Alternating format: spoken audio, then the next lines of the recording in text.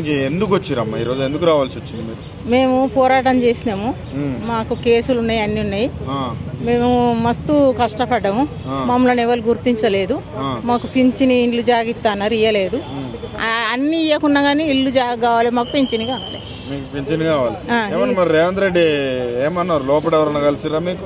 ఎవరు కలవాలి, ఒక ఎమ్మెల్యే మా మొగోళ్ళకి కలిసిండు అంతే. మమ్మల్ని అందరిని బయటనే ఉంచిండు. మిమ్మల్ని అందరు ఎందుకు? ప్రజావాణి కదా, మీరు అందరు లోపలికి పోవచ్చు. పోనీయలేదు పోలీసు వాళ్ళు. ఎందుకు పోనిస్తలేరు? పోనిస్తలేరు. చెప్పపోయారు అదే వాళ్ళు పోయి వినతి పత్రం ఇచ్చి మాట్లాడచ్చు. అందరిని అయితే పోనిస్తలేరు, బయటనే ఉంచారు. మరి ఎట్లా రేవంత్ రెడ్డి మరి మీకు స్టార్టింగ్ ఏం హామీ ఇచ్చిండు? ఇప్పుడు ఇక 6 పథకాలని ఇచ్చిండు. మేము అడగకముందు ఇవన్నీ ఇస్తా అన్నాడు, ఇప్పుడు ఏమి ఇస్తలేడు. అందుకే ఇప్పుడు కావాలని, ఇంకా ఎన్నడ ఇస్తాడో అని చూసినాం, ఇంక ఇస్తలేడు. ఇప్పుడు కావాలని వచ్చినాం. ఇది ఫస్ట్ టైమా? ఇంత ముందు ఎప్పుడన్నా వచ్చారు? ఇది 2 సార్లు వచ్చిపోయినాము. 2 సార్లు వచ్చిపోయారు, ఇది 3వసారి. మరి ఎట్లా మరి ఇన్నిసార్లు తిరిగిన కలవకపోతే ఎట్లా? మీ పరిస్థితి ఎట్లా? ఇక ఎట్లా అంటే ఇక ఏం చెప్తారో, ఇక తిరుగుతున్నాం, ఇంకెన్ని రోజులు దింపుకుంటాడో. ఇక నా పాలన చూడుర్రు అన్నాడు. మరి ఆయన పాలన ఎట్లుంటుందో ఇప్పుడు కనబడుతుంది. ఇక వచ్చి గేట్ కాడ కూర్చుంటే, అందరం వచ్చి గేట్ కాడ కూర్చుంటే తెలుస్తుంది. గద్దెనెక్కినంత ఈజీ కాదు కదా. గతంలో కూడా మీరు గట్టిగా పోరాడిన వాళ్ళేనే, మరి పోరాడుతా ఉంటారు. అయితే పక్క భయపడేది లేదంటారు. 18 ఏళ్ళ సీనియర్ ఇక్కడ. ఓకే, మరి ఇప్పుడు మా కేటీఆర్ అయితే ఇది వరకు కేసు కావచ్చు. అర్థం కాలే. కేటీఆర్ అయితే ఇది వరకు కేసు కావచ్చు. ఇప్పుడు ఆయన ఓట్ల రాక ఈయన ఇట్లా చేస్తాడు. ఈయన ఏ పొద్దు వచ్చి ఈయనే కూర్చుంటాడు. అంతేనా? ఎందుకు ఓడిపోయిండు అంటారు? మరి ఎందుకు ఓడిపోయిండు అంటే అందరి రాత ఒక్కటి ఉండదు. జనాలు ఎట్లున్నారు అనుకున్నావు? 4000 పింఛన్ అనే వరకు అందరు ఇటు గుద్దిర్రు. మరి ఇప్పుడు ఎట్లుంది పరిస్థితి? మీ ఉద్యమకారులు చెప్పారు ఎట్లుందో తెలంగాణ?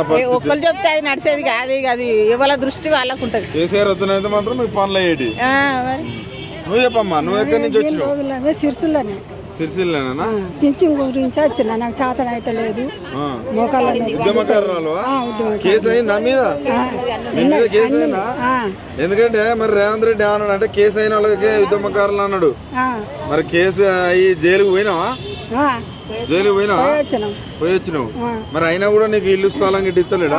ఇల్లు ఉన్నది, పింఛన్ కోసం నేను కొట్లాడుతాను. ఉద్యమకారుల పింఛన్ కోసం కొట్లాడుతున్నావు. మరి ఎట్లా ఏమంటారు?